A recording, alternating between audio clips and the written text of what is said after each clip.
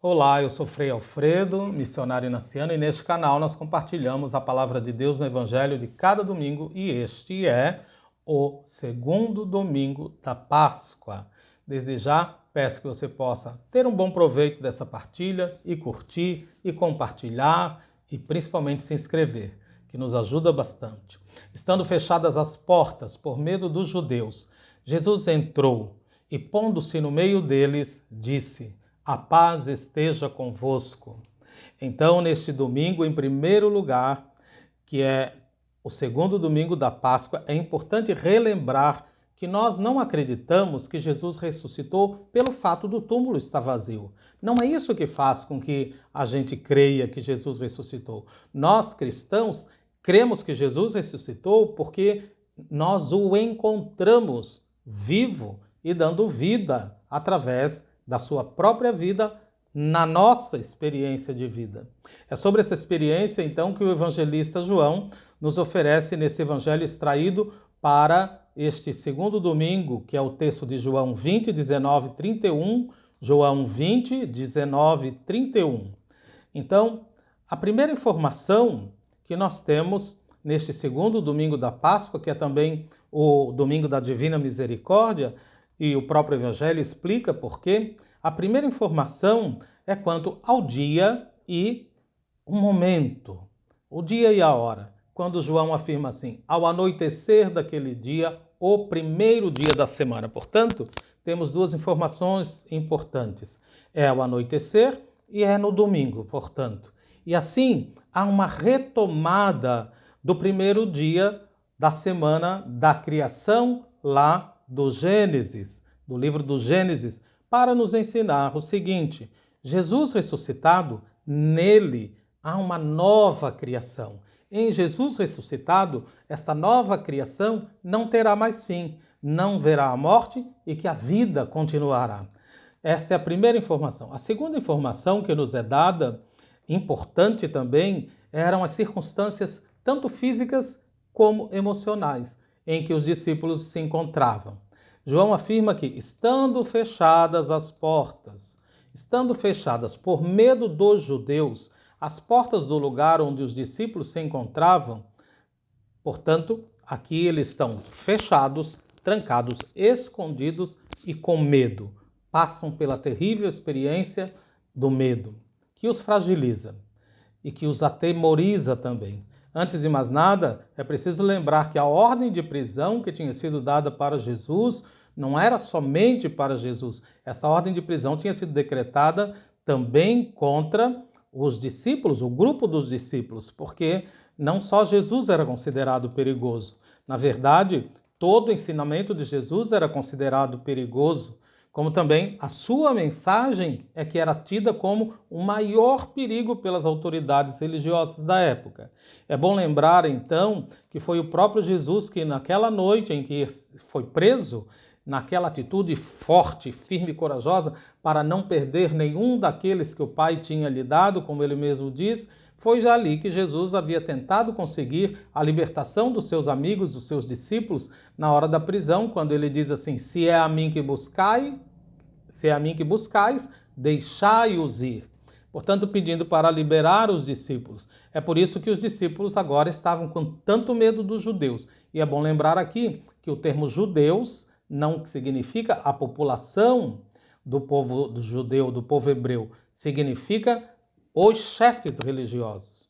Pois bem, é nesse cenário que Jesus entrou e, pondo-se no meio deles, e essa informação que o evangelista nos dá não é apenas um detalhe aqui, é muito importante. Na verdade, é uma informação importante o fato de Jesus ter entrado e se colocado no meio deles. Veja que Jesus não se colocou nem acima deles, nem à frente deles, dos seus discípulos, mas se colocou no meio deles. Portanto, não se trata de uma hierarquia em que algumas pessoas estejam mais próximas, outras menos próximas de Jesus, mas privilegiadas ou menos privilegiadas neste contato com Jesus.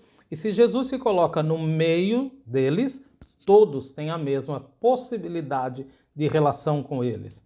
Então, é com a paz pascal que Jesus oferece também àqueles discípulos que o haviam traído, o haviam abandonado. Jesus oferece a possibilidade de recompor a amizade com ele. Vejam que foram eles que romperam esta amizade quando o traíram, quando o abandonaram e quando o negaram. Mas é Jesus quem toma a iniciativa de restabelecer este vínculo de amizade com eles. A primeira ação de Jesus para com esses discípulos que estavam mergulhados num caos emocional de medo e de insegurança é a paz. Jesus percebe essa situação de medo profundo, de fragilidade e de insegurança e então diz: a paz esteja convosco. Na verdade, no texto original, a gente leria diferente. Em grego, Jesus diz assim: paz para vós. Isso aqui é para vocês. Portanto, não é apenas um desejo, não é apenas um convite, não se trata de uma saudação, mas é uma entrega. Jesus está dizendo assim: eu estou dando para vocês essa paz. É uma oferta, um presente, é um dom, porque no meio da sua comunidade, Jesus dá a paz, oferecendo tudo aquilo que pode trazer a felicidade do ser humano. É isso que Jesus está dando. Paz para vós. Tudo aquilo que pode trazer a felicidade do ser humano. Depois dessas palavras, continua João, mostrou-lhes as mãos e o lado. E é interessante esse gesto de Jesus, porque, segundo a cultura judaica, a paz sempre deve vir acompanhada de atitudes, gestos concretos, de alguma coisa concreta. E é por isso, então, que Jesus dá a paz, paz para vós, que já acabamos de dizer o que significa, e nos faz ver também um motivo concreto, e ele mostra as suas mãos, as chagas, e mostra o lado, são símbolos da tortura, da paixão que ele sofreu. Com esse gesto, é como se Jesus estivesse dizendo assim: vejam, meus amados discípulos, vejam o amor que me levou a dar a vida por vocês, vejam o amor que me levou a morrer na cruz, está tudo aqui. Tudo permanece aqui, não se preocupem. Que bonito, né? Depois disso, os discípulos então estavam tomados.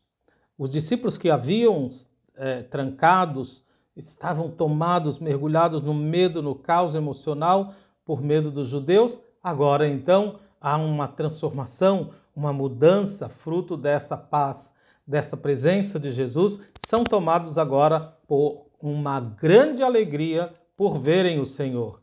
Agora não há mais medo, não há mais insegurança, não há mais nada disso. Uma grande alegria.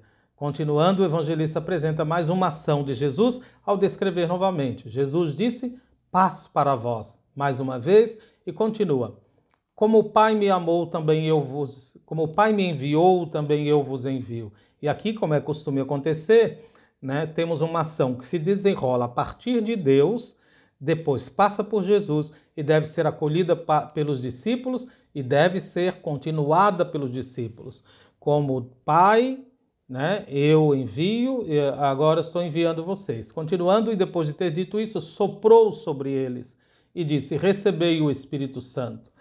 Ao fazer esse gesto de soprar, nesse momento, Jesus repete a oferta de paz e esclarece que foi o Pai que enviou o Filho para manifestar esse amor total, incondicional para todas as pessoas. Agora, então, é o Filho Jesus, é o próprio Filho que envia os seus discípulos para demonstrarem o mesmo amor incondicional do Pai por toda a humanidade. Então, e aqui, mais uma vez, o evangelista nos faz lembrar a narrativa da criação no Gênesis, com Jesus soprando sobre os discípulos, como o próprio Deus havia soprado e dado a vida à sua criatura lá no início, no livro do Gênesis. É a mesma força do Espírito, é o poder e a capacidade de amar a Deus. Em seguida, Jesus convida os seus discípulos a prolongarem no tempo essa entrega de vida que ele mesmo fez. É isso que Jesus está dizendo para os discípulos quando diz assim: a quem perdoardes os pecados, eles lhes serão perdoados. Isso é doar a vida como eu doei, como Jesus estivesse dizendo. A quem não os perdoardes, eles lhes serão retidos. Na verdade, é preciso entender aqui porque o que Jesus está dizendo e fazendo naquele momento, não é uma simples concessão de um poder para alguns apenas. Mas Jesus está ensinando e convidando a sua comunidade inteira, na pessoa daqueles discípulos, uma afirmação da capacidade e da responsabilidade que todos os discípulos e discípulas de todos os tempos têm de entregar a vida a todos. Este é o sentido. Portanto, quando a vida é acolhida, aqui como esses discípulos estão acolhendo a vida do Espírito que Jesus dá, quando esta vida é acolhida, essa vida perdoa, esta vida cancela, literalmente, imediatamente, o passado de pecado, de dor e de sofrimento. Então, que a divina misericórdia possa, de fato, nos tocar profundamente para que, como Jesus, a gente seja esses agentes de vida e de paz. A você, um abraço e uma bênção.